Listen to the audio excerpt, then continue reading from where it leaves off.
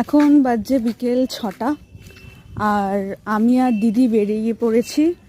আজকে ঘুরতে যাচ্ছি না কোথাও, আজকে যাচ্ছি হচ্ছে মিঠু কাকুর দোকানে, মানে ওষুধের দোকানে। দিদির একটা টেস্ট করানোর ছিল, 4 দিন হতে যায়, 3-4 দিন। আজকেও মনে পড়ছে টেস্ট আনা হয়নি, ডাক্তারবাবুকে জানানো হয়নি।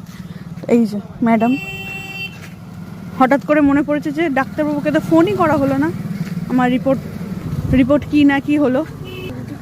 তো এইবার তাই জন্য আজকে আগ্রহ করে নিজে রেডি ফেডি হয়ে বেরিয়ে পড়েছি আমরা দুজনে।